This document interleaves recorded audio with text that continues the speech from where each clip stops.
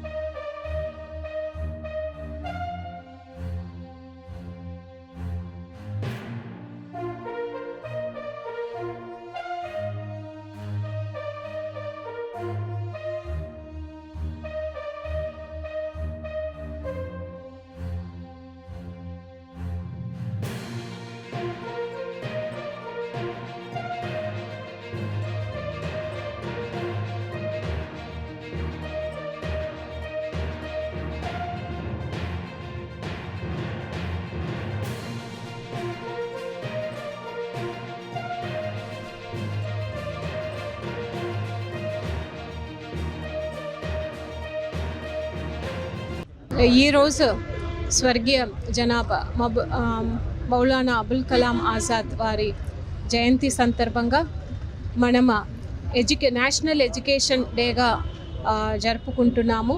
ఈరోజు ఇక్కడ ఒంగోలు పట్టణంలో అతను స్టాచ్యూకు నివాళి అర్పించడం జరిగింది.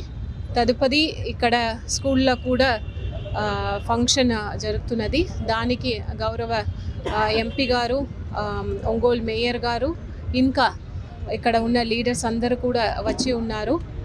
సో ఈరోజు మనము అతను ఒక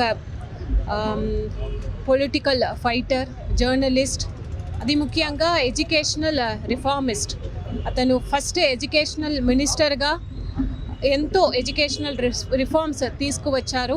సో ఈ సందర్భంలో మనం అందరూ కూడా, ముఖ్యంగా మన ప్రకాశం జిల్లా ప్రజలు అందరూ కూడా ఎడ్యుకేషన్కు ఇంపార్టెన్స్ ఇచ్చి ఇక్కడ ఉన్న ప్రతి ఒక్క పిల్లల్ని కూడా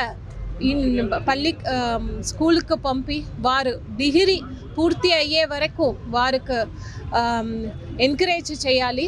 మన ప్రకాశం జిల్లాని 100% లిటరేట్ డిస్ట్రిక్ట్గా మనము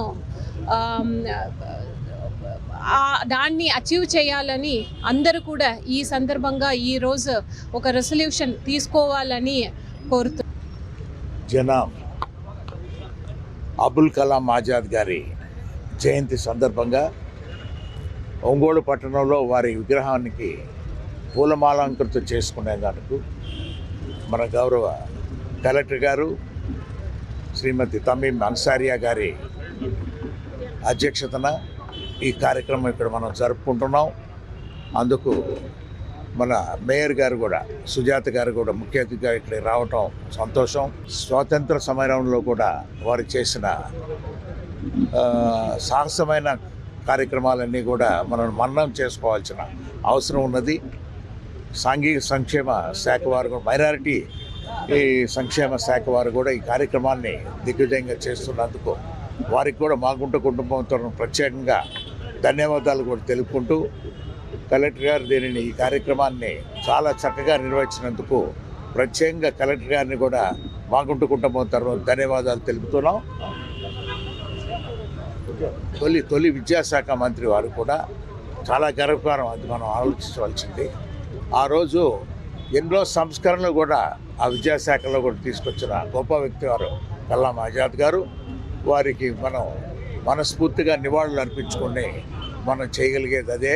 వారి అడుగుజాడల్లో కూడా నడిచేదాని కొరకు యువకులందరూ కూడా ముందుకు రావాలనేది తప్పకుండా ఆచితూచి తడిచి మన కార్యక్రమాలన్నీ కూడా నిర్వహించుకునే దానికి ఇంకా ముందుకు వెళ్ళాలని కూడా మా కుటుంబం కోరుకుంటూ సెలవు.